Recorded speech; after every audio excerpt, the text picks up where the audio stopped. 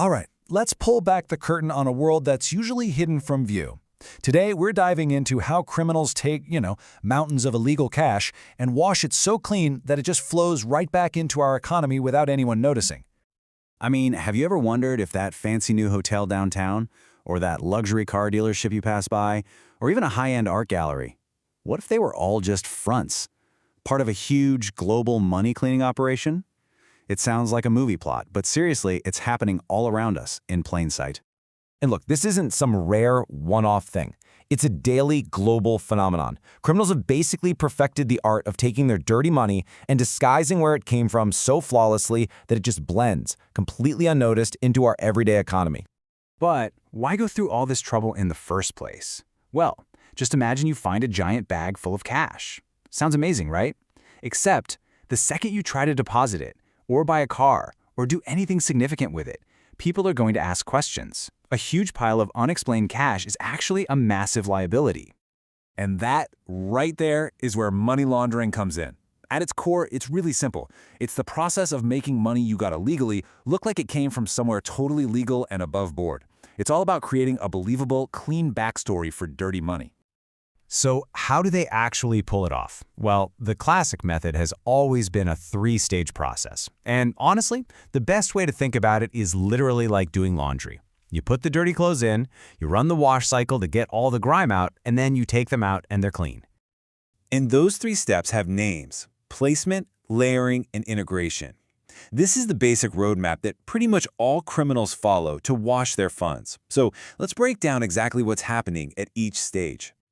Okay, first step is placement. This is, without a doubt, the riskiest step, because it's where the actual physical cash first enters the financial system. They might do this by breaking up huge sums into tiny deposits at different ATMs, or they'll mix their dirty cash with the daily earnings of a cash-heavy business like a bar or a car wash, or they'll just buy up a ton of prepaid gift cards to move the value digitally. That whole process of breaking up big sums of cash, it has a nickname: smurfing. And this analogy is perfect. Think about it.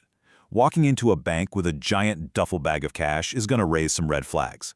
But depositing small, seemingly random amounts over time, that can fly right under the radar. It's the most critical part of the plan. If you mess up here, the whole thing is over.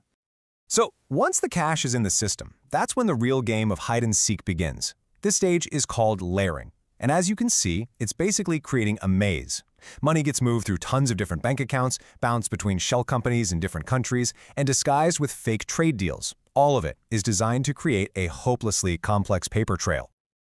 Look, the whole point of layering is just to make the trail so complicated, so tangled up, and honestly so boring that it becomes almost impossible for authorities to follow the money back to its source. The more international jumps and different companies involved, the better. And finally, we get to the payoff: integration. After all that hiding and tangling, the now clean money re-enters the legitimate economy. This is when they start buying up all the things that look respectable: luxury real estate, high-end art, supercars, or even just investing in regular public companies. And this is where it all comes together so brilliantly. A property bought with those clean funds can be sold a year later, right? And the money from that sale, it now looks like a legitimate profit from a smart real estate deal. The dirty money is officially clean, it's safe, and it can be spent without any fear. But of course, the game has totally changed. Sneaking cash into casinos and car washes, that's kind of old school now. With online banking, instant payments, and crypto, money laundering has gone completely high-tech. So yeah, forget about duffel bags of cash. We're talking about just a few clicks inside a digital wallet. The new tools aren't messy paper trails, they're anonymous crypto mixers, they're NFTs, and even buying up digital land in the metaverse. One of the biggest game changers here is something called a crypto mixer. Honestly, the best way to think of it is as a digital washing machine. You put your dirty crypto in with a bunch of other people's coins, it gets all tumbled together, and what comes out are clean coins that are nearly impossible to trace back to where they originally came from. And that digital maze just keeps getting more complex. Criminals are using decentralized exchanges where you don't need an ID. They're using special privacy coins designed from the ground up to be untraceable.